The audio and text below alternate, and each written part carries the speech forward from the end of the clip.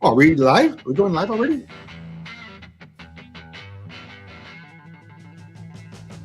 Are we going live or are you just playing music? We're live, baby. We're live. Good morning, good afternoon, good evening.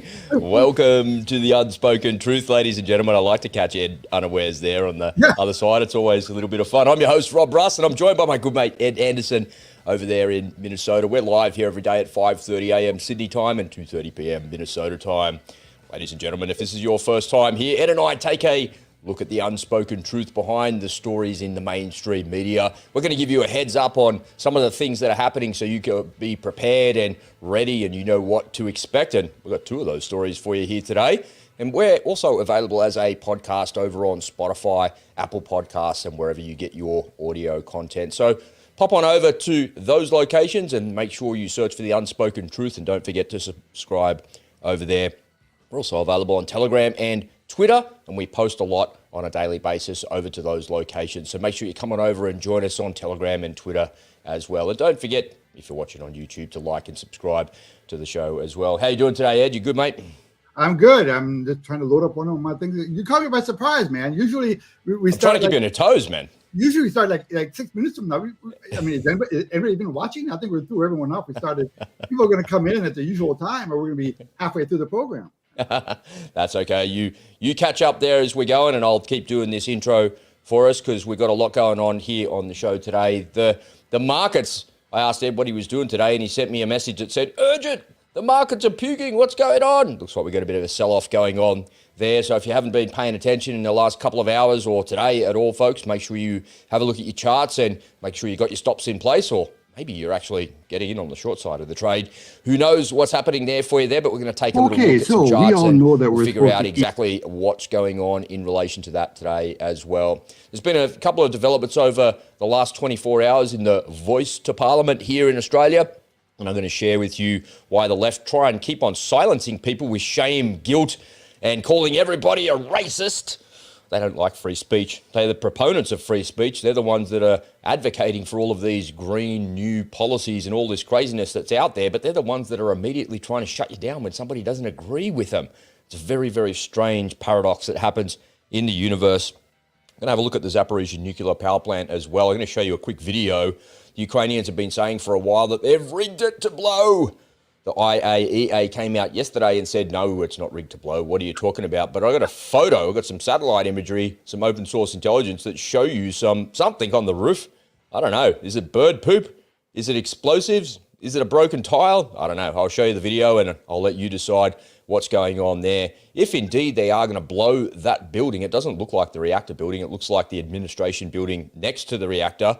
I thought the reactors were the round buildings with a pool and the cooling pond and stuff in them there like that. I'm not too sure, but let's have a little look at those pictures and we'll discuss that. And Ed's good mate, Klaus Schwab, is at it again over at the WEF. I want to share one of the comments that he made over there. I think it's funny as hell. But yeah, we're going to have a discussion about that as well. What's new in your world, Ed? What's going on, mate? Well, no, I'm retired, so today is just like yesterday. But no, we have a beautiful day here in Minnesota. Summers here can be beautiful here in Minnesota.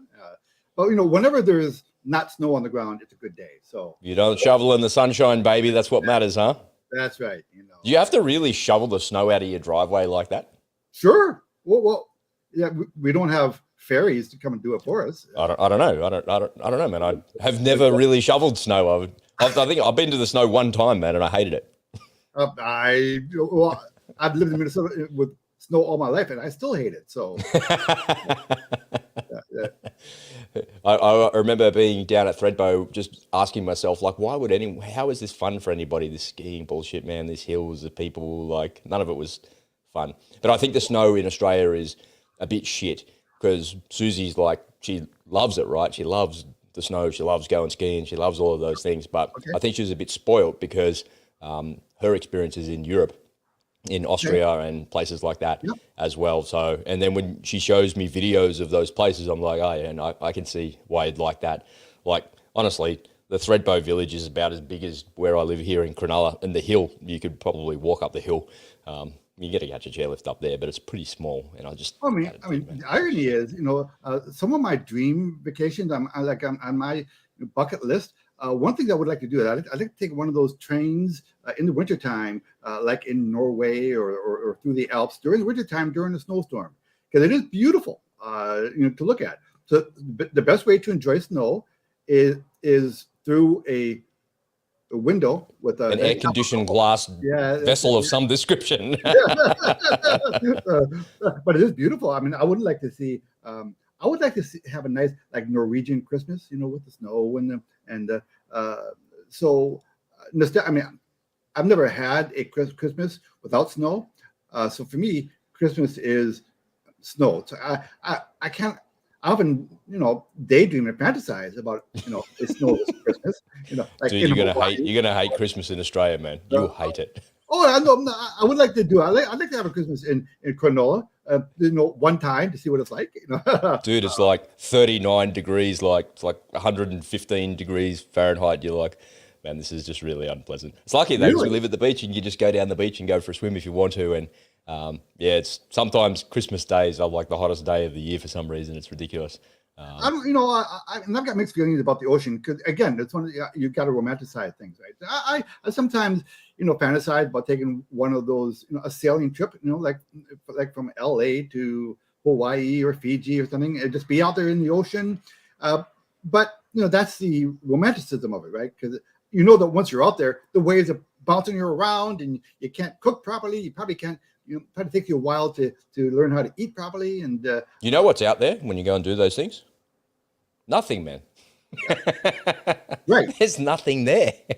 Yeah, but it's probably very meditative, right? And a chance to think about life and fantasize about getting the fuck ashore so you can. There's a great reality TV show I watched a couple of years ago with a guy named Ant Middleton. He's an ex-British Special Forces guy, and it's called Bligh. They recreate Captain Bligh, the mutiny on the Bounty is what it is. So I think the mutiny on the Bounty, don't quote me here because I can't remember, it was a few years ago, is that there was 20 or 30 of them that mutinied, and then they got off the ship and they were in this small boat and they made their way from the middle of the Pacific all the way to the western end of Papua New Guinea, then into the East Indies, and then they made it home.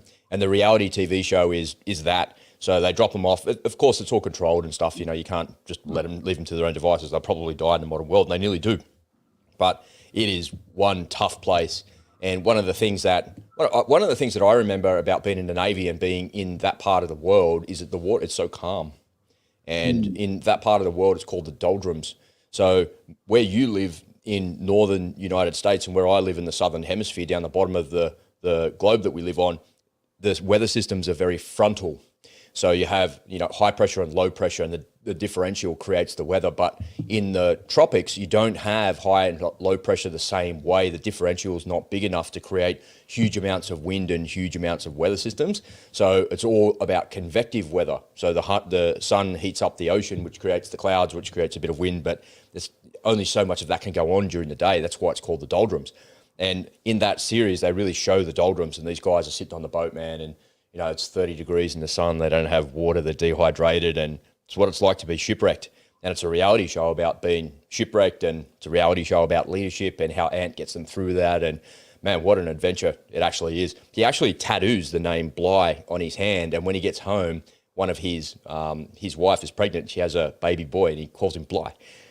So it's has a huge impact on this guy's life. It's really good. I'll find it for you, and I'll find the links. It's a really cool show. But there's nothing romantic about being stuck or shipwrecked in the Pacific Ocean. Yeah. But that is a true story. And Bligh is depicted as a despicable person, and by all accounts, he was. He ended up being a governor of Sydney there for a while, didn't he? Something like that, yeah. They were all rat bags back in the day, man. And everyone, obviously, he was a tyrant and he was a despot. But that one act of, when he was set adrift, by Christian, that little adventure that he had, that was apparently one of the great feats of naval history. Indeed, it was. And when you see the reality show, they kind of retrace the history of it for you as well. It's a bit of a historical drama. I'm surprised you haven't mentioned, the audience probably doesn't know this, but you served with a descendant of Captain Bligh, right? Yeah. He's Captain Jerry Christian. He was the commander of Hans Christian Andersen. He was a descendant of. Yeah. What? No, no. He was a descendant of Christian, the guy who did the mutiny and the bounty, right? Yes, I think that's what it is. Sorry, excuse me, I'm getting confused there. Yeah, you're right. Yeah, and he at North, they discovered Norfolk Island, I want to say, something like that. Yeah, I can't remember the history exactly. What I do remember is Jerry Christian, the commander of HMAS Melbourne. He was a really good guy. He was the best CO that we had, without a doubt. And he always talked about those historical references. And at the time, I'm like, what are you talking about, man? I didn't know any of that history, but obviously it was pretty meaningful to him in those days. It was pretty interesting. So yeah, it's cool. But we'd love to host you down here for Christmas, mate. Come in the sunshine and have a little bit of fun down here. Ladies and gentlemen, we'd love you to participate as well. I'd love to hear from you if you're joining us live here on the show today. Make sure you comment. Tell us where you're dialing in from. We have people from Europe. We have people from the States and from Australia as well, all over the place. So we'd love to get your thoughts on what we're discussing today. Why don't we get into it, Ed? Is the market crashing? Have you got a video for us? What's going on? Is it a sell-off? What's happening? I do. Well, the video, I think, is pretty self-explanatory. So why don't we just play the video and then we'll talk about it afterward. Okay. Okay, so I've got some urgent news for you. The market is puking right now, and you need to know why. Let's talk about it.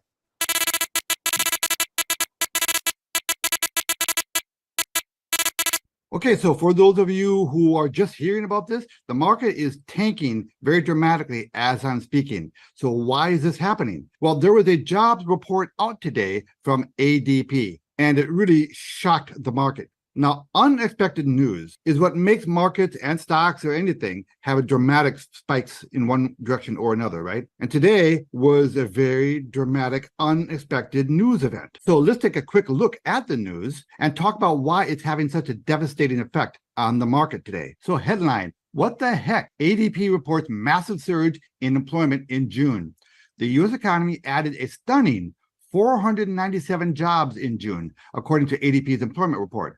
That's more than double the 225,000 expected. And you can see this current surge. We haven't had this kind of report since back here in 2022. This is the biggest monthly jump since February of 2022. So more than a year, well, a year and a half. And here's a breakdown of all the different industries. I'll let you look at this on your own. You can pause and freeze this, on your own. Now, on the bright side, for the Fed anyway, wage growth slowed. Job stayers saw a one-year increase of 6.4%, down from 6.6% in May. So what effect is this news having on the markets? So right now, as I'm recording this, we're almost halfway through the trading day. So it's late morning here as I record this. So who knows, the market could have a little bit of a rally or sell off more between now and the next couple hours. But let's take a look at the initial reaction by Wall Street to this news. Okay, so the market at the moment is down 450 points. And let me refresh this. Okay, so the market is down 445 points. This is today's action. This is the 1 month chart. Let's go back a little further. Okay, this is the 3 month chart. Now we saw the market was having a rally there. And I was telling people, don't believe this rally. Don't trust this rally. But this last peak here, that was an important peak. And I was expecting a sell-off anyway, but not like this. This is dramatic. This is sharp. So now we have a double top put in here in the market short term. So this is going to be virtually impossible to take out anytime soon. And for the fun of it, let's take a look at the crypto market. Let's take a look at Bitcoin. Okay, Bitcoin is having a little bit of a bounce here. Now you can see overnight here. Now this is the 24-hour chart on Bitcoin. It was having Bitcoin was on the verge of having a massive breakout. Right now it's at at 30,004. I mean, it's still relatively strong recently. I mean, let's take a look at the 7-day chart. All right, so you see Bitcoin this morning, it had a big pump and is ready to break out this high back here. And it did. It took it out a little bit. But then the ADP number came out and this happened. Now, this is a very, very short-term chart, right? So, I mean, anything could happen. But the bond market is selling off and yields are flying. Listen, the 2-year yield right now, the 2-year treasury yield is over 5%. I think like 5.5% now. So people are thinking, well, why would I put money into a dividend paying stock when I can get 5.5% from the US government? guaranteed. Well, unless they default, right? But it's guaranteed. Now, this is a classic example of the message that I've been giving you people about how Wall Street thinks a little bit differently than the average person, because you and I are thinking, geez, a really strong jobs report. That's good, right? That's supposed to be good news. More people are getting jobs. Well, Wall Street sees it as bad news. Why? Because remember, for the past year, the Federal Reserve has been on a very aggressive rate hike move in order to fight inflation. That's their job, right? Their primary mandate is to keep inflation low. Their target is 2%. So they've been raising rates dramatically. And that is what has caused a lot of suffering to the average person out there, because everything is more expensive. But the process of raising rates is supposed to be an agonizing event. It's supposed to make your life difficult, because the idea is to get you to stop spending money. Because the more money more people spend, the more inflation there is, right? So they want to get you to stop spending money. So they are purposely trying to make you poorer by raising rates. So what the Federal Reserve wants, they want to see signs of pain. They want to see signs that you are not spending your money. They don't want good economic news, literally, because that leads to more inflation. So they are purposely trying to drive down, strong economic activity to bring inflation under control. So when this kind of news comes out, it's good news for a typical person. But from the Fed's perspective, it's bad news, because that means they've got to raise rates even more in order to convince you to stop spending more money. They have to make it more expensive to buy a house, to buy a car, to live your life. Now, Wall Street doesn't like the idea of higher rates. They like the idea of free money. So this news today makes Wall Street anticipate that the Federal Reserve is going to go back to their tightening policy. Now, they've been on a little bit of a pause lately, right? That's why the market's been rallying lately, because Wall Street assumed that the Federal Reserve was going to put a pause on their rate hikes and maybe even start lowering rates. This is the game that's being played on Wall Street, right? They're always trying to read the tea leaves.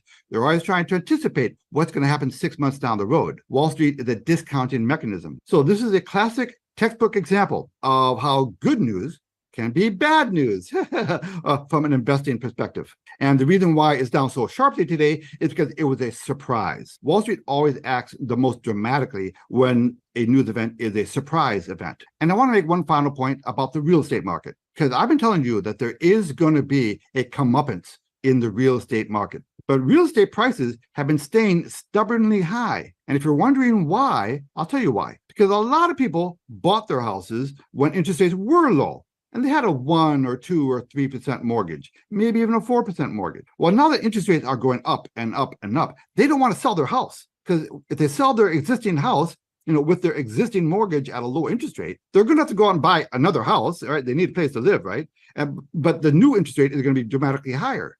So people are stubbornly holding on to their houses. They want to enjoy that low interest rate mortgage that they got. So people aren't selling. So when you get a person out there who wants to buy, but they can't find anybody to sell, that's supply and demand, right? That's why the price of real estate has been staying stubbornly high. There will be a tipping point, though, there in that process, and we'll talk about that another day. But because I would expect real estate to stay stubbornly high, at least for the near term, that's going to add more to inflation, because everything's more expensive. Now, this ADP number is a one-day event, right? So we'll just have to wait and see how Wall Street feels about this in aggregate. We'll need a little bit of time for the street to kind of settle in on the bigger picture implications of this news. But I did want to point out what is happening literally today. And as I said, I'm recording this video halfway through the trading day. So who knows, maybe it will recover by the end of the day. But I just want to make sure that you were alerted and give you some context about why the market is doing what it's doing today. And it does drive home the importance of our mantra: reduce your exposure to your bank, buy some gold and silver, and establish streams of passive recurring income. So that's it. That's my little message for the day. Please give all of our videos a like, and I'll see you tomorrow. Nice work, man. I was wondering if you were going to explain the why is good news bad news? And you just what is that, man? Is there another example you can think of good news being bad news? Sure, there are plenty of examples. Another example would be, let's say a company came out with good earnings after the close, but people were expecting better earnings. There's always, like in earnings reports, you have what's called the official number, but then you have what's called the whisper number, right? So to say Wall Street, the analysts have an official expectation rate for how the earnings are going to come in, but the whisper number is they're going to beat that number, right? And so that they're going to come in a little bit better. That's called the whisper number. It's got, a rumor number. And so they might hit the expected number, but if they don't hit the whisper number, that stock could sell off. And vice versa, in reverse, right? So investors would be saying, "What do you mean they hit their numbers? Why are you selling off?" Because they didn't hit the whisper number, So they're plenty of. So you can't, when you're trying to determine what is good news and what bad news, it's all a matter of perspective. Well, I was going to say it's all just the angle that you're looking at it from, right? Right. And what about actually trading those charts? Is that something you used to do as a trader? You're a technical analysis person. Did you ever do news trades or something like that? Because you're looking at the double top, and if the price goes higher than the previous high, then it breaks out there a little bit. I'll wait for another candle and get confirmation and grab the coattails of it. Off we go. But then all of a sudden that news comes out and you see the most recent low being taken out. Did you ever jump onto those shorts? Do you ever trade that news like that? Sure. Yeah, I trade news, but I caution people against doing that. If you're going to, trade the news, as you call it, then you better be nimble, and you better be disciplined, and you better be in front of your damn computer. You get whipsawed badly doing that stuff, man. That's right. There are ways to do it, but that's kind of advanced trading technique stuff. And of course, you can always get lucky, but that's not a reliable long-term strategy. That's me. I'm a lucky trader. The news came out and I was short. I had the short trade already placed. It was ready to go. And the price just went there and it got triggered. There it was. And then I locked in my profit. That's how it worked.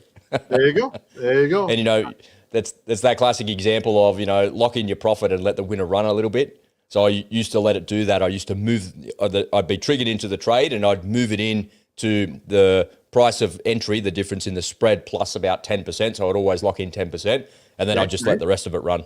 Yeah, there you go. The strategies people can come up with if they want to trade are really not that complicated. They're very simple, actually. They're very simple. And once I explained some of these strategies to people, I'm going to clue people in. So I used to be a trading instructor, right? And for many years, I was an independent trading instructor. And I would charge, in the early days, I charged $2,500 a head. And then toward the end of the year, I was charging $5,000 a head. And by that time, I've gotten my trading class down to 90 minutes. I taught people how to trade in 90 minutes. And so, and the actual money-making portion of my class was only about 20 minutes long. The rest of the class is going over preliminary stuff, covering things that you just kind of have to know in order to trade. And then I showed them 4 trading strategies, 4 trading charts to use, and the strategies that went along with them. And I explained the logic of them, and they're very simple. And people, light bulbs went on. Wow. And then I would occasionally hear someone say, "That's it." Yeah, that's it. There's nothing more to it than that's it. And I view that as a compliment. Yeah. Yes, that's it. Because people have a way of kind of, putting trading on a pedestal. How you have to be a really brilliant person. You have to have gone to an Ivy League school. You have to have all the right. No. It's simple if you let it be simple. Now you can make it as complicated as you want, because it's a very rich and deep subject. But simplicity is always best. But along with that you have to inculcate real discipline. So yes, the strategies themselves are simple as long as you actually do them. What happens with most people is they second guess themselves. They'll put the stop there. And then they'll get greedy, and then there you go. And they say, "I know I should be walking my stop, but I'm going to give it more room because I want to get the big money." And okay, well, there are consequences to overriding your strategies. So that's where discipline plays a role. But this segment wasn't meant to be on trading. But the point I want to get across is that headline numbers shouldn't always be taken at face value. I mean, headline news. Right? So whether it's macroeconomic news or particular news about a company or the market, you can't just look at the headline, because if you look at the headline itself, okay, jobs, we have twice as many jobs created last quarter than was expected. Well, the average person would say that's good. It's great, right? Yeah. But from a Wall Street perspective, it's bad. So you have to put things in context and in perspective, and so don't just look at things at face value, which is kind of the theme of our podcast. Don't take anything at face value. Yeah, you got to pull the curtain back and say what's really going on behind there. You got to open up the hood and have a look at the engine and see what's driving that. I remember when I first got into trading, Ed, I read a couple of books, I watched a lot of videos, and this looks all pretty easy. I can do this. I'm pretty clever with computers, and I know how to get set up. I can follow the instructions. Is that it? It's that simple to do that? And I can start small and have a little bit of fun with like a fictitious account, so to speak, so I can learn how the systems work and see if my systems work and whatnot. And I remember being in the car with my dad, and my dad, his whole life, he worked at Qantas, and everybody at Qantas had a share portfolio of some description. And I remember the guy that used to live around the corner, my dad used to pick him up and they used to drive to work together. He had a pretty significant share portfolio. And I remember when I first learned to trade, I said to my dad, do you like watch the market every day? And he's like, no. I'm like, what? Why not? What if there's a big sell-off, and what if there's a big rally or something like that? And he's like, doesn't matter. I'm not trading, I'm investing, he would say.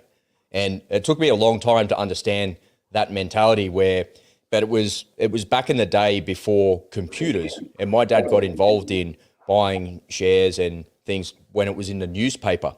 He would look at the newspaper, and I always remember him telling me a story of the guy he used to pick up around the corner. His name was Richard.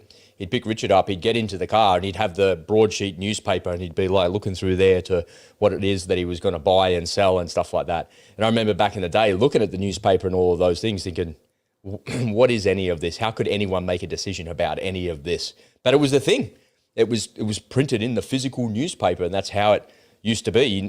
People didn't have access to real-time information like we've got now, and you'd be able to kind of give your take on that as well. You got into Wall Street in 1987, just before the giant crash of 1987, and you had computers and stuff back in the day, but it was on the phone talking to people as a stockbroker, old school Wolf of Wall Street style stuff, right? So do you ever look back at those days and go, man, it's come such a long way, because now you don't even have to trade. It's all automated. Just hand it off to somebody else and a robot will do it for you. Oh, there have been so many evolutions in the world of trading. It is a completely different world. And these days, I don't know why anyone would trade, because you don't have to. Because these days, especially the latest incarnation of trading is the introduction of artificial intelligence in trading. And trading is never, ever going to be the same because of it.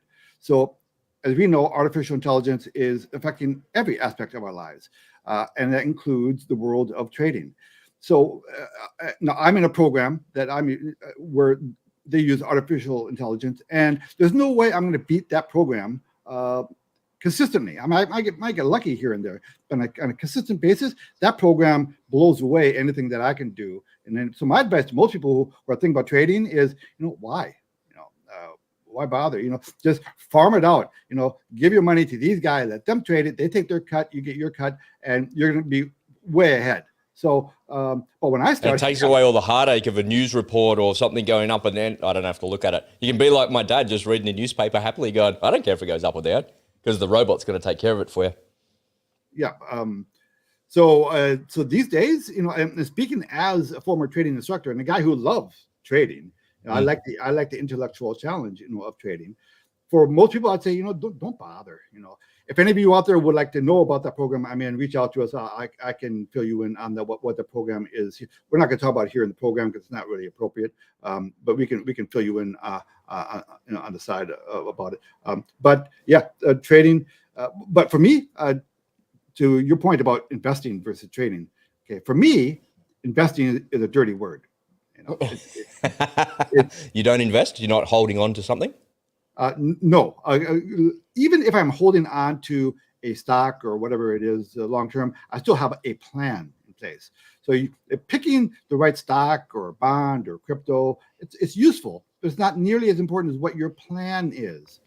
Now investing, this is my gripe with people who have that investing mindset.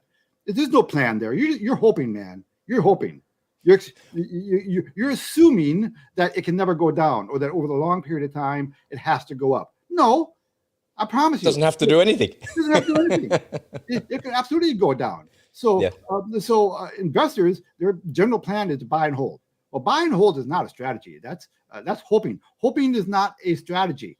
Okay, we saw in the 2008 to 2010 financial crisis, we had millions of people wiped out. Their 401k. Yeah, because they were buying and holding. Yeah, exactly. So 20 years worth of work evaporated in a year. Did you trade your way through that? Oh, I traded. I did really well that period. Yeah, of time. I bet. Yeah. I love the short side of the market, baby. It happens really quickly. There you go. And that's another thing about traders, right? Traders have a huge advantage over investors in that regard, in that we can make money in both directions. Whereas investors, I don't need to be long at every single trade all the time. That's right. Yeah. And statistically, stocks go down 4 times faster than they go up. I like that. That's because of the 3 emotions that drive the market, fear, complacency, and greed. Of those, fear is the dominant emotion. When people want out of something, they just panic sell. They just want the hell out, and that's why stocks, pretty much any product you can think of, when the down cycle, when certain levels are taken out, fear kicks in. This is why I'm a big believer in technical analysis. These charts do work, because all the charts are just pictorial representations of human emotion, and just remind ourselves: if you're in the markets, you're not buying a stock, you're not buying a bond, you're not buying a crypto, you're buying and trading people. The underlying sentiment. Sentiment. The underlying, all markets are made up of people, so you're trading people, and human beings are emotional creatures. They always have been, and they always will be. If you could go back to ancient Egypt and chart the price of wheat, those charts would have the exact same meaning as they do today. You can see where fear is kicking in, where greed is kicking in by looking at the charts. So anyway. I'm not sure the Egyptians were sophisticated enough to have wheat futures, but I get your point. I could have cleaned up, man, if I were back. I know. Imagine if you knew what you knew today about actually business and putting it together and futures and things like that. That'd be a really cool thing. All right, Ed, thanks for the update made in the market. As always, really well explained and nice and simplified for the novices that are out there. Ladies and gentlemen, nothing we say here on the show is financial advice, of course, but if you need a hand with something, reach out and we'll be happy to help out. All right, let's take a little break and we'll be right back. In this crazy, uncertain world, we all need a way to protect and insulate ourselves from the outside forces that we simply cannot control. I'm a news junkie, and after a lifetime of constantly immersing myself in the darkness and the despair that engulfs the world, the path to shield myself and my family has become crystal clear. I want to invite you to come and join me in the Unspoken Truth community, where I'll show you how I protect my family from this crazy world. You'll get access to 3 masterclasses worth over $1,000, as well as our live events, training, and community of truthers just like you. Come on over to the unspokentruth.com.au and join us for just 50 cents a day. What are you waiting for? Get started now at the unspokentruth.com.au. All right, folks, I want to share a little bit about an update with the Zaporizhzhia nuclear power plant. Thank goodness all of the predictions that I've made are not true.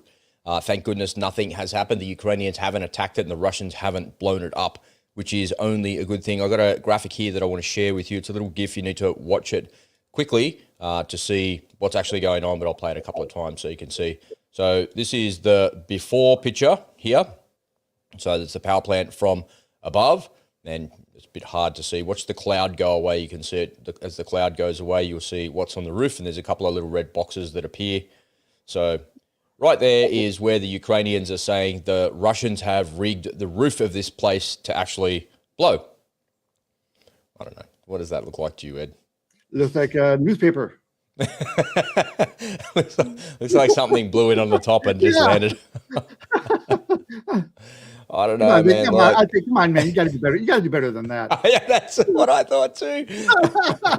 I saw this little thing in Telegram, and they were the actual words I said. I said, "Come on, man, seriously," because I can go over to Photoshop right now and put that on there. Yeah, like, and I'm not saying that they did that, but I could do that in like 1 second flat. And this is a little video here that I've played here for you because it shows you the before and after. That's what they're trying to do, right? The before and then the after. But I've got the photos as well. And when I zoom into the photos, I can't see anything. I can't do anything. And it just goes to the very heart of what I was saying yesterday with a drone. I don't need a satellite to fly a kilometre over the other side of the river to take a photo of this thing. I can take my Mavic 3 drone with the world's best, most sophisticated optics and a 28 times zoom on it and see exactly what's on the roof. So why aren't they doing that? If it really is what they say it is, then show me. Stop talking about it and stop lying to me. Stop with all the lies. Stop with all the propaganda. If it really is explosives, then show me. Like, what else could that actually be on the roof? Well, I don't know. Maybe when I think about it, all jokes aside, man, all jokes aside, all propaganda aside, I think about when I was in the infantry. I'm a private soldier at the lowest of the low, but at the very sharp end of the spear. And the boss would come over and go, "Wait, take your shit, go over there and sit over there and set security over there." So who's to say that someone didn't say to an infantry guy there at the power plant, "Hey, get up on the roof and set security there." And the Russians are like, what are we going to do? We're going to stand up there all day in the sun at summertime. And his mate goes, "Oh, fuck that, man. Just take the 2 chairs, man. Take the 2 plastic chairs up there." And how do you know they're not 2 plastic outdoor chairs that the Russian soldiers are just sitting on all day in the sun? And they take their shirts off, man, and they're like sunbaking in the Ukrainian summertime. Like, you just don't know that. And they show me this picture and the president comes out and goes, "They've rigged it to blow." I'm like, okay, and I got a question for you on this, Rob. Because you're a military guy and you love this kind of thing. All right, so I do know some physics, right? And I know when things explode, they bomb. What the fuck would you put it on the edge there? I know. I mean, bombs explode upward, right? So I know. Well, you can shape the charge to blow downwards as well, right? So okay, all right, yeah, but still, if you want to do damage to a building, would you put it down by the base? Wouldn't you put it lower? Or am I? Well, you're missing the propaganda opportunity because down the bottom of the building, no one's going to see it because no one can take a picture, but we can put a satellite and suddenly, all of a sudden, we've got the world's best Mavic 3 drone flying over the top of it. Man, look at the destruction. Well, why didn't you show me the explosives there, but you're going to show me the destruction? Like, man, this like propaganda war is just bullshit. And it wouldn't be bullshit if it wasn't the boy who cried wolf. And that's what Zelensky is, man. He's the boy who cried wolf. I don't know whether people know this about you or not, but you are an enthusiastic drone enthusiast, right? And you do a lot with drones. You have a lot of very sophisticated drones. I've seen your videos, and you should get on Rob's. Rob, you should post on your Twitter. You should post some. They're really cool. And he's actually an instructor too, showing people how to use drones. He has very sophisticated drones with cameras that are very powerful. And I'll bet one of your drones could probably zoom in close enough to read the fine print in the want ads that in that newspaper. I reckon I could zoom into the newspaper that the Russian soldier's looking at and see what his stock picks are in Russia. Yeah, there you go. That honestly, the zooms on them are so unbelievably sophisticated, and you have a digital on a Mavic 3 drone that you see them flying around on a battlefield all the time. They have the optical zoom is 7 times. So it is very powerful, but the digital zoom is 28 times. And I've seen them flying around with more sophisticated drones that are not consumer drones, and they have optical zooms of up to 20 times, which means you get crystal clear clarity at 20 times. And you could be a kilometre away and read what's on your hat. They are that powerful. So for the Ukrainians to suggest that something is on the roof of this thing with a satellite photo that could be photoshopped in like 3 seconds flat with it's 2 pixels of a white paintbrush, click, there you go. Oh, look, there's explosives on the roof. It's just bullshit, man. I don't buy it. And once again, it's the way, you know, these things come in a news cycle. It's come along. They're going to blow it. They're going to blow it. The Russians are like, we're not going to blow it. They're going to blow it. We're leaving. We're leaving in case they blow it. But they're going to blow it. They're going to blow it. And then they put out this picture. It's all just shaping the battlefield and the narrative. The IAEA says that they have people on site right now. And yesterday he said nobody's mining anything. There is no mines there. What are you talking about? Yeah, so just, crawl up to the roof, take a look. Exactly. Well, even easier than that, send the drone across the river to have a look and stop lying to me. Stop with all the bullshit. You're killing me. And the thing is, though, this kind of stupidity, as stupid as it is, and we read through that, it's still dangerous. It's very dangerous, man. Right. Yeah. When you start making this kind of rhetoric, it makes you wonder what this guy would do. How desperate is he becoming? But it makes me more along the lines of the boy who cried wolf. I think, are you telling the truth about this, man? You say that you are, you pretend like you are, but then something else goes on. You tell me all of these things are going to happen publicly, then I look at the intelligence and I see something completely different. You say that you're winning, but you're really losing. And if you told the truth and if you did the right thing about all of this and you didn't engage in a propaganda war to make yourself look better, to get more weapons or to get more support or to get more whatever, then people would be more on your side and people would be more likely to support you. But the more you lie and the more propaganda that you engage in, the lower the support becomes for you, and you're eroding trust with everybody else. And people get weary of the news cycle. They get weary of hearing about the war in Ukraine and the Russians being bad and you being good. We're weary of it. We're not buying it anymore. So they've got to shift the media narrative, man, to regain the initiative, and they haven't done that. So the Russians are currently in control of the plant, right? Yeah. Okay. So now we have it on good authority that Putin watches our podcast. I've got some free advice for you, man. Again, if you want to look like a hero here, you should insist. You should turn over the plant to the UN peacekeeper group. Let them monitor it. That way you look like the good guy. You look like the reasonable guy. And Zelensky cannot promote the propaganda anymore. That's it. It'll all go away. It's as simple as that. Yeah. You could have those people on a plane right now and they'd be there this afternoon. It's no more difficult than that. It's all, for them to suggest otherwise is just complete bullshit, man. It's complete bullshit. You could get some neutral troops in there in no time at all. Never mind the UN. A neutral party could go in there to stop all of that from happening and make sure it's neutral ground. If that building goes up, I'm looking at the CIA. I'm not looking at Russia. So cynical, man. So cynical. All right, let's shift gears. I've got a little update on the voice to Parliament. Yesterday, I worked from midday till 9 p.m. creating a video, which I'm going to put out later today. I was writing scripts and editing and stuff, and I'm going to put it out. So this was a full-page ad in one of Australia's biggest newspaper yesterday. It says, "Don't worry, sweetheart. It's just shareholders' money." And Katie Chaney is a Teal MP. These greenie leftists, the worst types of parliamentary people that we have, but they're elected, so they're entitled to be there. And Michael Chaney is the chairman of Wesfarmers, and he's Wesfarmers is one of the biggest companies here in Australia, and he's handing off the money to Thomas Mayo, who's wearing his communist T-shirt. And oh my God, the people on the left in the Yes campaign, their heads just exploded, man. You could hear them exploding. I could hear it in the distance, man. It was like thunder on the horizon. That was the leftist greenies' heads exploding from this newspaper ad and a bit of satire and a bit of fun that's in there. Thomas Mayo's the guy who came out and he's the architect of the voice, saying that, we need a voice to Parliament, we need this. But in the same breath, he's saying, we want to thank our communist forefathers. Like, what the fuck are you talking about, mate? And he's out there saying that this is going to be the revolution that we need. It's going to save Australia. It's going to be this. It's going to be that. But he doesn't realise that all he's doing is further dividing Australia. And I figured out something. I unpicked Linda Burney's speech yesterday. That was the video that I was creating, which I'll put out later today. And so Linda Burney's the Minister for Indigenous Affairs. And she seems like a really nice lady. She's very charismatic, as most politicians are. And, she's got a deep-seated belief and will to help in the Indigenous population.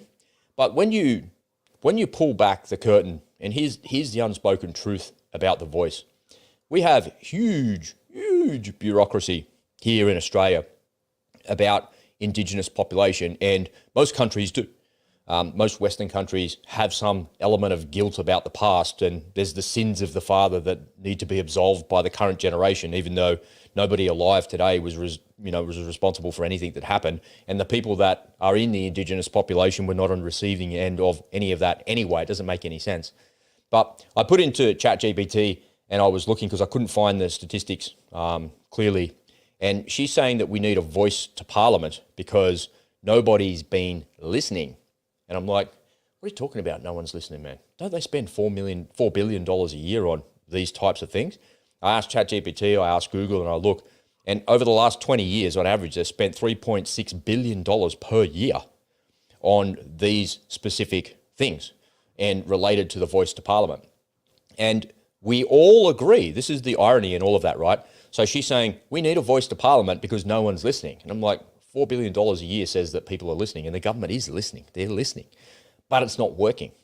And both sides of politics agree that whatever they've tried doesn't work.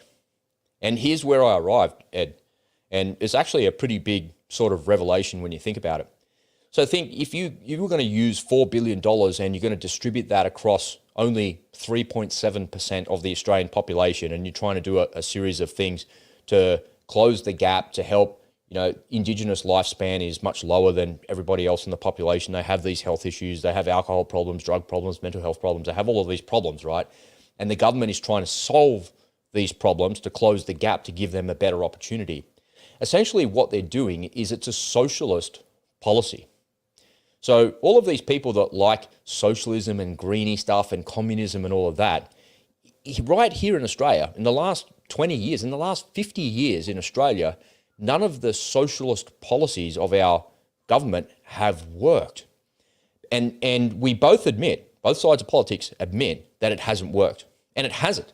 Because what they're trying to do is to solve endemic problems in society on a case-by-case basis with money and policy. And one of the things that she raises so I'll give you an example, and I'll close out with this because it's a whole video that I've got, and I spent a lot of time debunking what she's saying. So she says that one of the things that we're going to do with the voice to Parliament is we're going to close the gap properly on health, on education, on housing, and on jobs. But each one of those things is completely and totally related to personal responsibility. So she says that it's something like there's a large percentage of the Indigenous population, kids, that don't finish high school.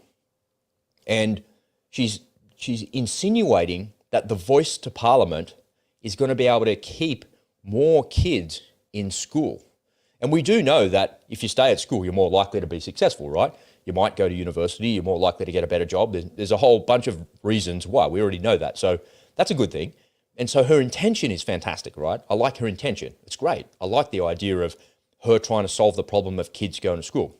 But she talks about truancy and kids not actually going to school because they don't like school. And then she says, we're going to use the voice to Parliament to consult with the local community, and we're going to figure out ways to solve the problem of truancy. So the voice to Parliament is going to be talking about Indigenous kids that don't want to go to school, and they're going to try and create a government policy, meaning using the voice to Parliament, where they make recommendations to the government and go, hey, maybe you should make legislation about keeping kids in school, and this is what we can do. And the legislators, the senators and the House of Representative people go, yeah, that's a good idea. We should keep kids at school. But here's the thing. Every single school on planet Earth already has a truancy policy. And no government on planet Earth can get a 14-year-old kid out of bed at 8 o'clock in the morning, get them breakfast, get them into their school uniform, kick them up the arse and get them on the school bus and get them to school. And even if you could do that, they get to school and they go, fuck this place. And they fucking walk out the front gate and go somewhere else. She thinks, and she's insinuating, that the voice to Parliament is going to solve the problem of school truancy for Indigenous children. And I'm like, these are socialist policies that haven't currently worked, and you're agreeing that they haven't worked. Both sides of politics are agreeing they haven't worked. Now you're going to introduce another layer of bureaucracy that's going to talk to more people, and then you're going to introduce some other policy that's going to try. So maybe you've got a fresh idea. Maybe you've got a new way of doing it. Okay, cool. Maybe there's a different way. Maybe there's a better way. We haven't tried it before. Maybe we haven't done any of that stuff. Maybe we should try that. Okay, cool. But the reality is it's still a socialist policy because you're still coming from the top down of government trying to fix an individual's problem about school. You can't decide if a kid wants to go to school or not. You can't get their parents. You can't get the school to force them to go to school. There's another one that she talks about in her speech. And this is like the self-destruct button, this speech, by the way, because she's trying to use guilt and shame. And one of the things that she talks about is how the suicide rate of the Indigenous population is much greater than everybody else, whoever that is. Compared to what? Like, she doesn't even say. She just said, we're 54 or 27 times more likely to, have suicidal problems or whatever it is, right? So she's talking about these alarming statistics, and you hear the statistic and you go, whew, that's bad. But here's the thing. I don't feel any guilt or any shame about that. I feel a little bit of empathy for somebody's mental health problem, but the government is not going to be able to solve the higher rates of suicide amongst the Indigenous population compared to some other hypothetical number that she's talking about, because the government can't solve what's going on in somebody's mind. If someone is feeling depressed and they're feeling down and they've got suicidal thoughts or they're thinking about harming themselves, the government can't stop that. But she's insinuating that the voice to Parliament can stop that. But it hasn't stopped it till now, and literally hundreds of billions of dollars haven't been able to close the gap or solve those problems. And then she wants to add a voice to Parliament, which is going to create more bureaucracy. And all you're doing is you're two sides of the same coin. It's not currently working, and now you're going to introduce a level of bureaucracy and try slightly different things, maybe better things. I agree that maybe that's a good idea. You should try different things and things you've never done before. But it's still not going to work because fundamentally it's a socialist policy. And where I arrived, Ed, you'll laugh at this and you'll find this a little bit amusing, because I was thinking, where in the world has this been tried before? Because these socialists and these communists, they don't realize that they're socialists and they're communists. That's the thing. Because if I said to them, this is a stupid commie idea, they'd be like, what are you talking about? I'm not a communist. What are you talking about? Because they've never read a communist book. No. They've never read the manifesto. They've never read the Gulag Archipelago. They just don't realize what it is that they're doing. Go ahead. You're going to say something? Well, that's because they're poorly educated themselves. Correct. Yeah, correct. So I was thinking, where is some ideas where this has happened before and they tried to do this before? And the only thing that I could think of was the Great Leap Forward. And when you look at Mao Zedong, he won the Civil War, and now he's trying to take the Great Leap Forward. Mao Zedong wanted China to come out of poverty and make everything better.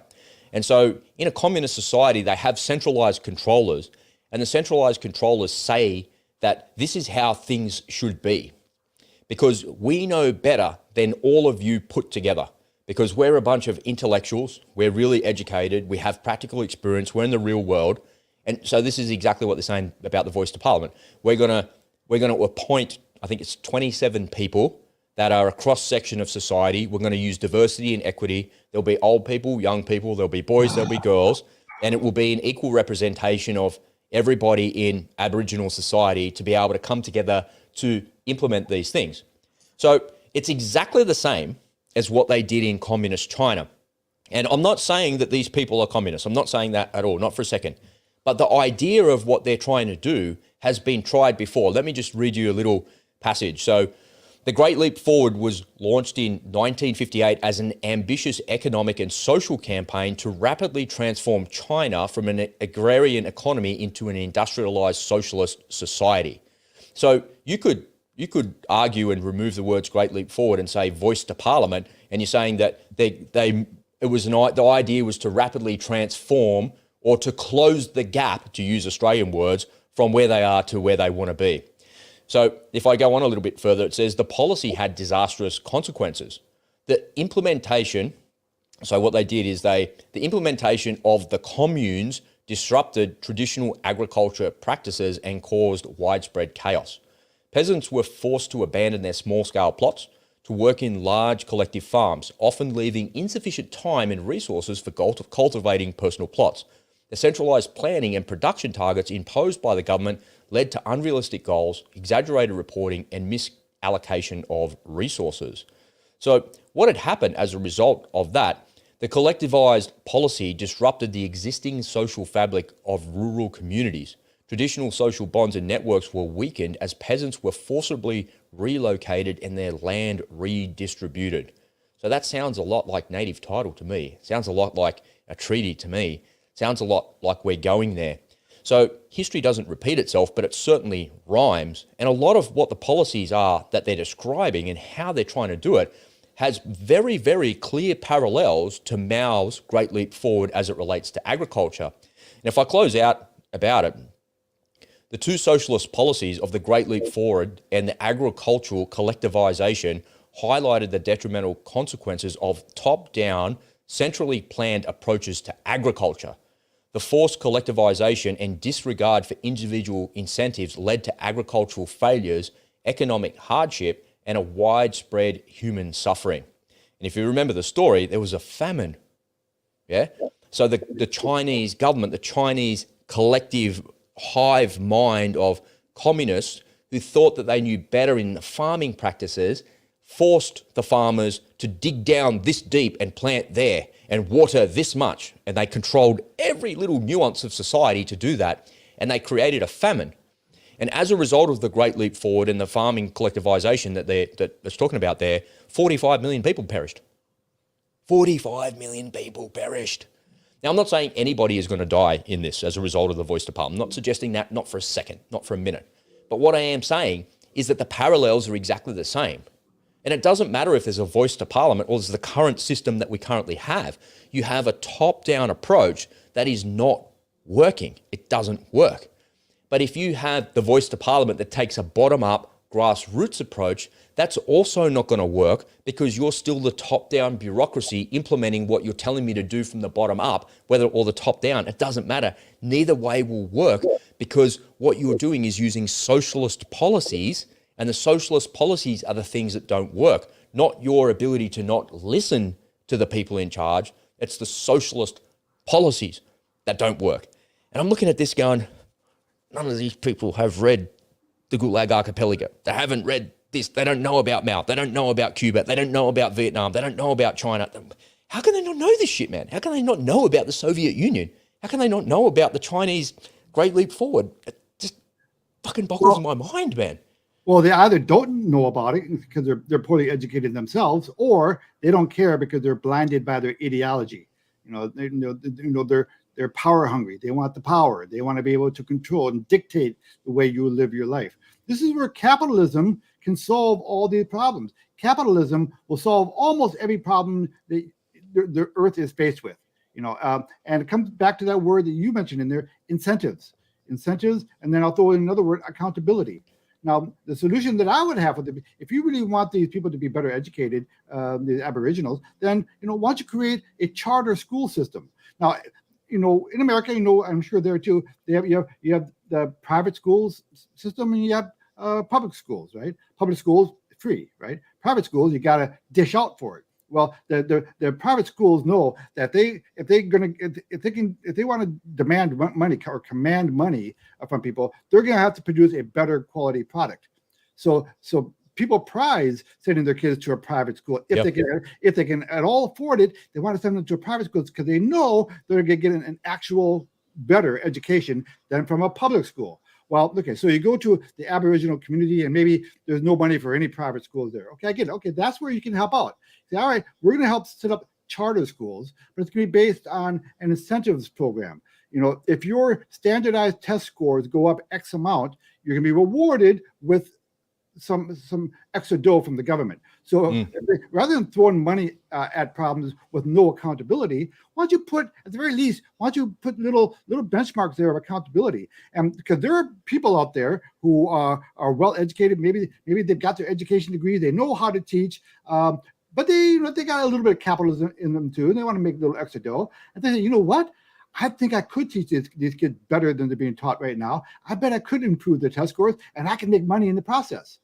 Why don't here's the problem with all of those approaches, right? So I think what you're describing is the sort of thing that the voice to parliament would listen to, which would be great. So that's a good idea.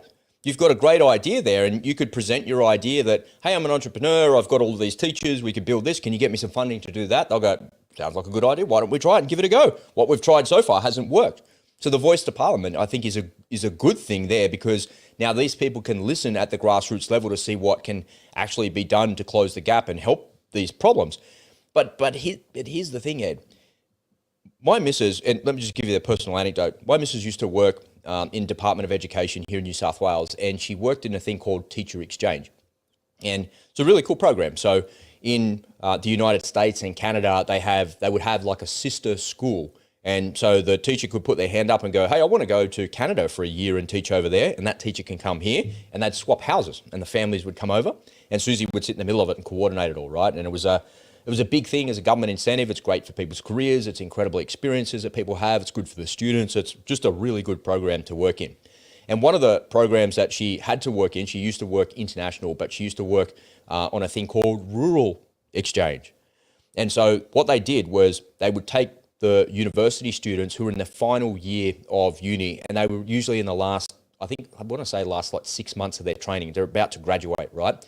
And what they did is they went around to the unis and said, hey, why don't you come with us, get on the bus, and we're going to do a milk run around Western New South Wales, and we'll show you these schools, and we'll show you what it's like to work in country New South Wales, and you'll get some great incentives. If you come out for a 2-year contract, you're going to get paid X dollars more, and it was considerably more. The pay was like really good.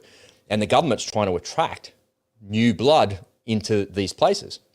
But Susie had never been on one of these trips, and she'd organised them and been part of it. And she went on one of these trips, and man, oh man, it was an eye-opening experience for her.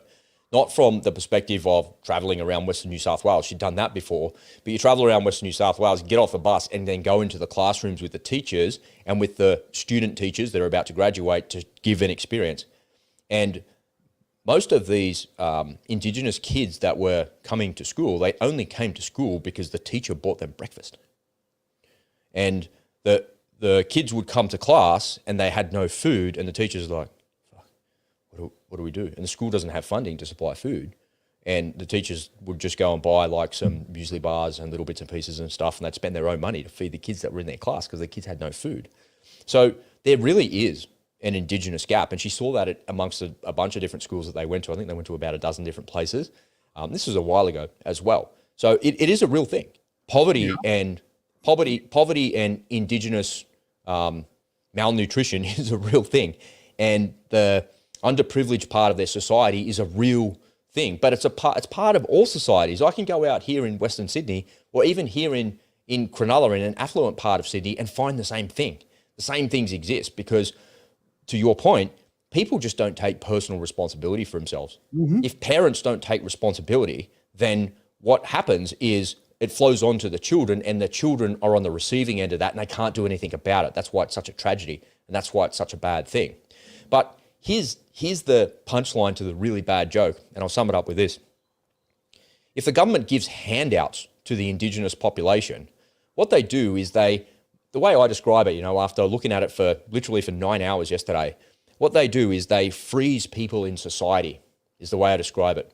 So if I'm where I am today, and then all of a sudden the government's paying me $800 a week now not to go to work, they're just paying me like a universal basic income, which everybody thinks is a good idea for some reason. What will happen is the government pretends to pay me, and I'll pretend to work, and I'll pretend to care. And it's not quite enough money. It's not quite enough money for me to live, but it's enough money for me to struggle and really struggle.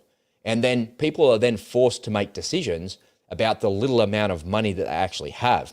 And what's happening is these people make poor decisions about the money that's allocated to them, that's given to them, because they don't have to go to work. And then the people on the receiving end of that are the kids. And that's what Susie was seeing. She's seen the children being on the receiving end of that. So the socialist policies that they've tried, giving these communities lots of money, paying people not to go to work, giving them handouts from Centrelink to go and tap their card so they can go buy food at the supermarket, but they can't buy alcohol with it. All of these incentives that they give to the Indigenous population are the reason that the Indigenous population stays right where it is. Okay. That's the socialist policy. You can't divide the country's wealth amongst these people and distribute it evenly amongst these people and think you're going to get some sort of result. And the reason you don't get that is for the point that you described is it's not a meritocracy. I'm not rewarded for hard work and I'm not rewarded for doing something. And if you take away those subsidies, if you take away that money, those people are now forced to go and get a job. But then they put their hand up and say, there's no jobs here in rural Australia. And I say to that, well, if there's no jobs there, you need to move. And if you're not willing to move, it says to me that you're not willing to work. If you're not willing to work because you're not willing to move, you just want more of a handout, don't you? But we live in a meritocracy. We don't live in a place where you get a handout, but you've been getting handouts for decades. And you want us to keep giving you handouts? How is the voice to Parliament going to solve any of that? It can't, because it has no legislative authority. It can make recommendations to create legislation and change things and do things. I agree, that's a good thing. But the system we've got in place already does that. And I look at this and I think there's something fundamentally wrong with the leadership of our society. And it's what you said, Ed. They're just not educated, man. I didn't learn about the Gulag Archipelago or the Soviet system at school. I never learned about that. I barely learned about the fucking Anzacs, man. The first time I went to Anzac Day, how about this? The first time I went to Anzac Day was when I was in the Navy, the first year I was in the Navy. What? What are you talking about, man? You didn't know about Anzac Day? No, I didn't. I knew about it, but I didn't know what it was or what it meant because it wasn't taught in school.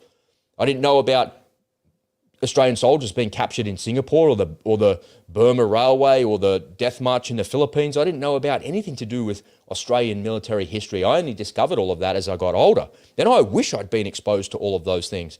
But the education system is such that you're teaching kids about things that are so unbelievably boring to them that doesn't mean anything. But if you make it relevant to today's society and talk about the different systems of government, communism, capitalism, socialism, technocracies, all of those things, if you help kids to understand those things, they won't make the same mistakes of the past. But these people are so uneducated on what's gone on in the past that they think that they can make the same mistake as Mao Zedong during the Great Leap Forward. And then all of the lefties get pissed off about a picture in the newspaper of the leader of the Yes campaign, of the Voice to Parliament, wearing a communist T-shirt. And that's because everybody on the right and everybody that is in the no camp understands that communism doesn't work. They understand that socialism doesn't work. And these people, man, are just fucking... Hopefully, I've never really been politically active in my life. And yesterday I felt like it was the first time I've ever been politically active. And that's because I've got a microphone and I've got a camera and I've got a brain in my head and I can do something about it. And I thought to myself, if I don't do something about it, no one's going to say anything. No one's going to speak up. And they're trying to implement communist-style policies. And I'm not saying their intention is not that. Their intention is not bad. Their intention is great. And I'm all for their intention. But the execution is just, I just don't fucking understand. Is their intention? Okay, so I've got a controversial question for you. And I honestly don't know the answer. I'm asking you this.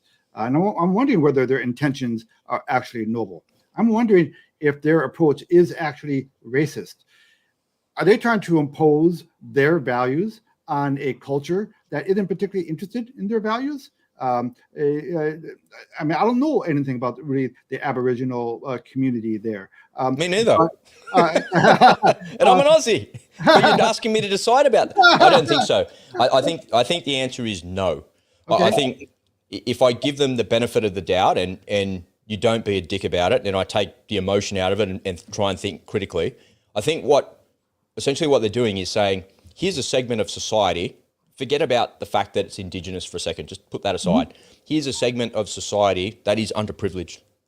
And most of us, the rest of us, are doing really well. We're doing pretty good. There's problems. It could be better, of course. There's problems. But this part of society here, this 3.7% or whatever it is, they're fucking doing it really tough. Yeah. Why don't we do something about that to try and help them? I do believe that the people that created this have good intentions and they do want to solve that. Okay. Because we've spent hundreds of billions of dollars over the last couple of decades trying to fix it and it hasn't worked. So now they're like, once and for all, let's fix it. Then they're either not very smart or they're just not good problem solvers. So they probably have no way of really assessing what the actual problem is to address that problem. Hold on. No, that's what I'm saying is they definitely do that, but it's the execution of it which has failed. So they know exactly what the problems are. Well, that's where accountability comes in, right? And incentives. Listen, per capita, we spend more per child to educate them in the public school system than we ever have. It's far exceeded the rate of inflation. All right, but at the same time, our test scores, our standardized test scores, have plummeted. They got more stupid. So how do you account for that? So the idea, Mr. Liberal, is not money. That's not. Yeah, it's not a money problem. Exactly, it's not a money problem. Right. It's a lack of creative thinking and critical thinking that's the issue. I'm not sure. Listen, I think they're trying to implement new ideas all the time, right? And the result of the new ideas is what's caused the problem there. The thing is, they don't need new ideas. The solutions are already out there. Okay.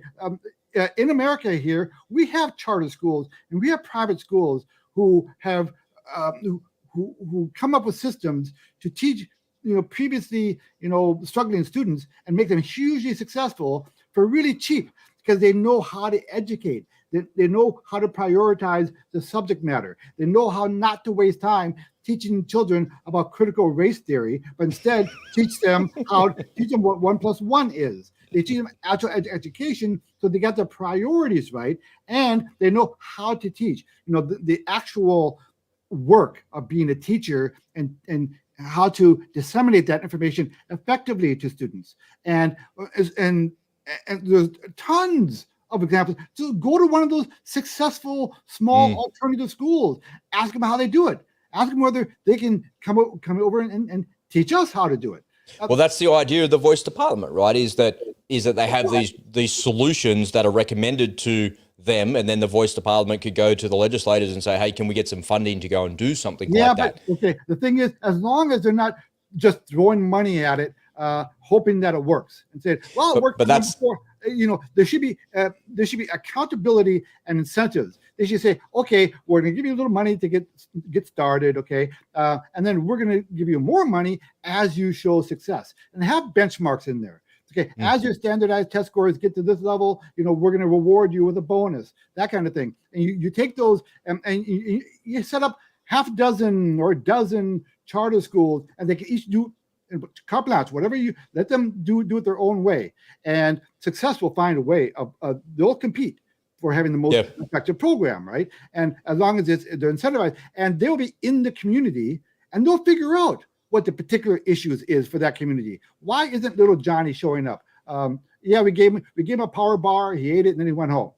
Well, how do we get him to stay for the whole day? How do we get them to like it? And they can figure that out themselves. You put them in there and say, that's on you, man. You figure out how best to reach these children.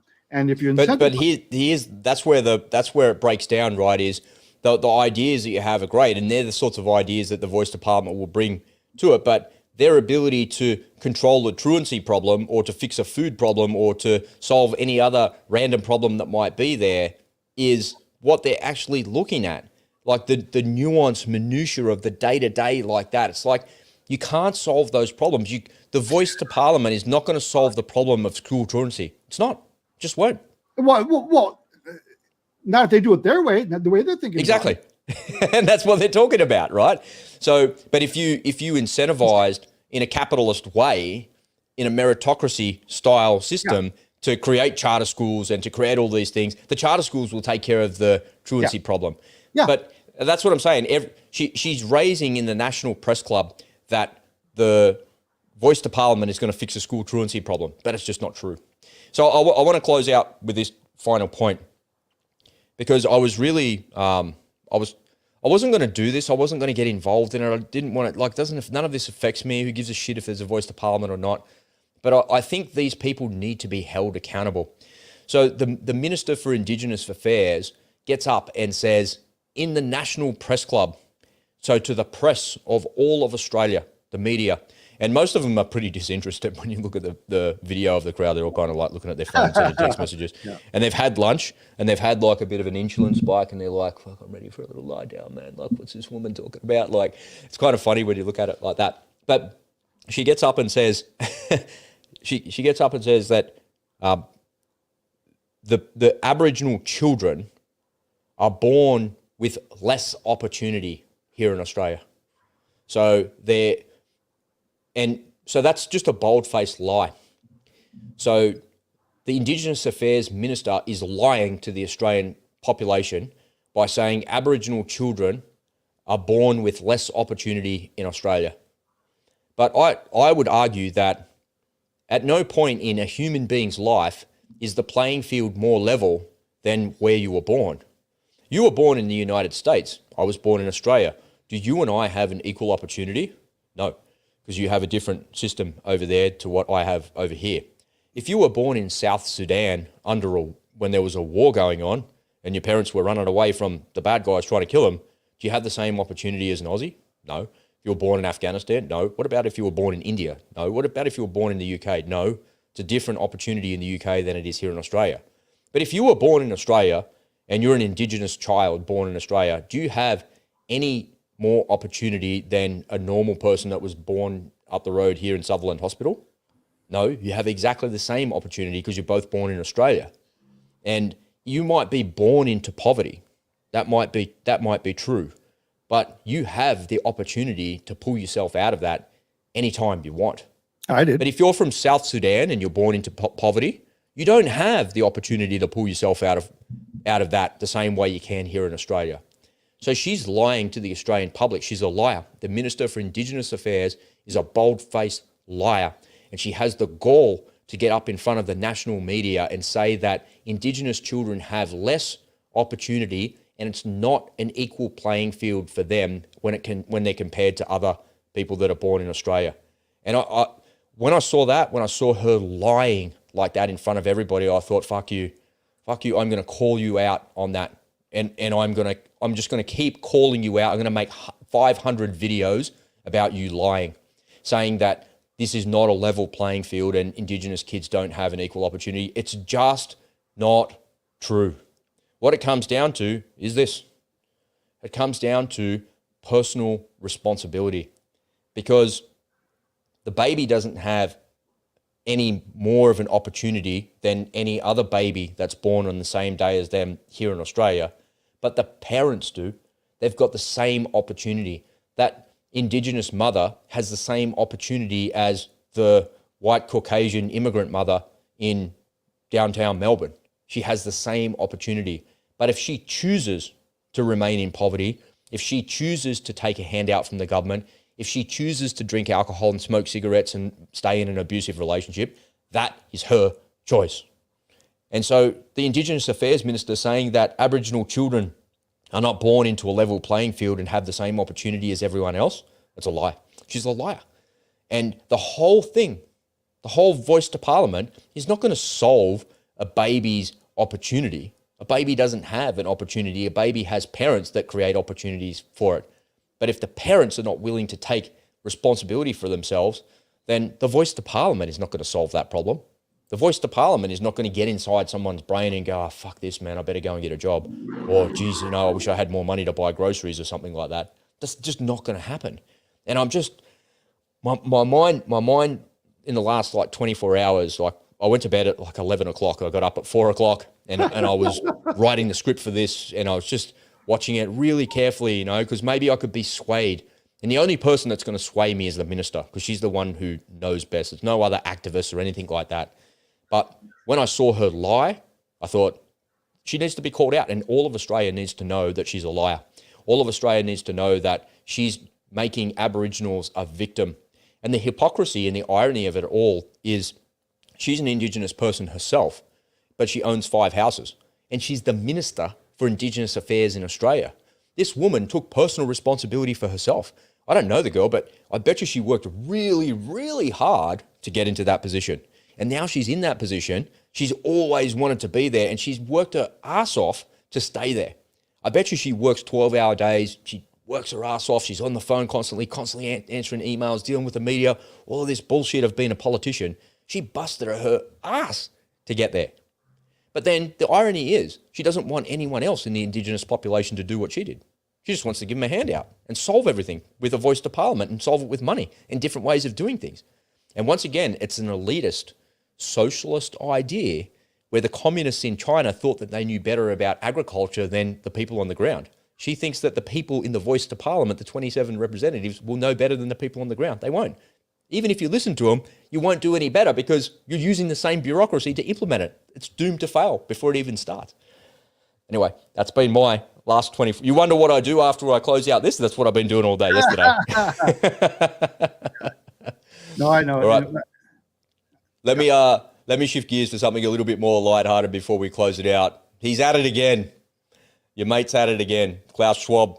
WEF says fashion will be abolished by 2030. I can hear the collective, oh no, from all the women in the world, and my missus especially because she's into that. Humans will all wear a uniform. We'll shave your head and you all look the same. You'll wear a grey uniform. You'll work in Sector 9 where they make socks. I'll work in Sector 7 where they make blankets, and you'll be given like some bugs to eat at midday, and that's all you'll get, 1 meal a day. This guy is a fucking piece of work, hey? What do you reckon? He might have finally crossed the line for it. Electric cars, bugs, all of that bullshit, that was all okay, but now... Yeah, we're going to take away your freedom. You'll own nothing and you'll like it. But boy, you start taking away women's fashion. Boy, that's what he means by you own nothing. You won't even own clothes. We're going to issue the clothes to you. That's right. He just lost the Eastern European women's vote.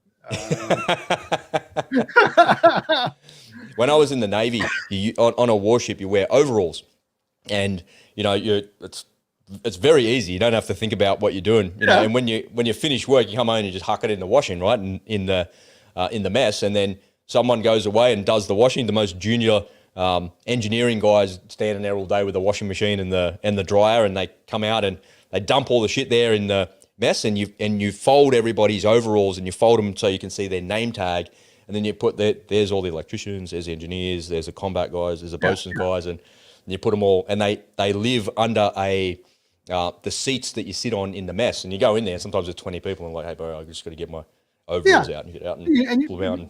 Uniforms, yeah. You know who the engineers are. You know who the. Do me a favor. Can you throw that back up again? That that graphic. That graphic. Okay, so he actually had me when he said, fashion will be abolished. That part, yeah, it's fine to be. This I want to be like Mark Zuckerberg with a grey T-shirt, man. That's it. Yeah. As soon as he said humans will all wear a uniform, that's where he lost me. Unless the uniforms are like T-shirts and shorts, then I might be on board. But hey, at the very least, Joe, can you have the uniforms? Can you show the uniforms first before you make up our mind? Well, whenever you see a dystopian movie of the future, people are always wearing like overalls. They always look like these fashion overalls or something like that. There's a TV show based on a video game called Halo, and they all seem to wear these like uniforms, but they're all military types, right? They're not civilian. Yeah. The civilians are wearing something else like that as well. It really has a strange dystopian view of the future, man. It's like really, really weird. You think he's kind of like Biden. He just like at this point, it doesn't matter what he says. I think he's just trying to shock us, see what he can get away with. What will people actually buy? I don't think he probably doesn't believe half this stuff. He's just trying to see how gullible are people. After this worldwide flu experiment that they had, which is an enormous success for these people. It was. Geez, you can get away with anything. Let's try this. Let's try that. They're going to get some grey overalls. That's all they're getting, all of them. We won't have to make many of them anyway, because half of them will be dead because we're going to reduce the world's population. There you go. However, we should try to get the concession for producing the uniforms. That'd be well, listen, mate, you're going to be in factory number 9 building the uniforms and creating them. You're going to be on a sewing machine. That's all you're going to be good for. Funny. No, all right, ladies and gentlemen, let's round it out for today. Have you got a final thought there, Ed? Have you got something you wanted to say there? I just cut you off. Sorry. Okay. So we did not get to our top 5 today, people. We didn't, did we? Sorry. So we're going to say for so just so tomorrow, for those of you who tuned in for the top 5 segment, Rob is remiss on his homework on that topic. But I got half of it done. I'll do the other half today because I didn't understand the rules clearly enough, but I got it now. So in tomorrow's episode, please tune in because we're going to have a special segment called the Top 5 segment. We might do this from time to time. And the 2 first top 5, one will be our top 5 celebrity crushes. And the other will be our top 5, guilty pleasures. So Rob and I are doing separate lists. We're not sharing a list. We're going to do it publicly. And we would like you to chime in on what your top 5 lists are. So tune in for that. It should be a lot of fun. We'll kick off and have some fun on a Friday tomorrow. It will be lots of fun. Ed, thanks so much for today, man. Thank you for your report and allowing me to get up on my high horse and talk about the political. I'm going to become like a political activist until the voice is over. Then I'm going to get back to being myself and just doing unspoken truth stuff. We got to get you a wig with the pink feathers. And you're going to be an activist. You got to do it right. Yeah, I got to do it right. And I'm going to be an Antifa activist. I'm going to get a black balaclava and a gun and a helmet and shit like that. And you're already there. You already got the helmet behind me there. Yeah. You have the hoodie. Now you just need a Molotov cocktail. And yeah, that's it. And then that's all it is. All right, ladies and gentlemen, thanks so much for joining us. If you watched live, we really appreciate your support. Don't forget to come on over to the podcast version over on Spotify and Apple Podcast, and scroll down below and click on the links and join us on Twitter and on Telegram. And don't forget to follow Ed on Twitter as well. The link is right down below as well. All right, let's get out of here. We'll see you same bat time. Same bat channel. Bye, everyone. See ya. God save the Queen. God save the Queen.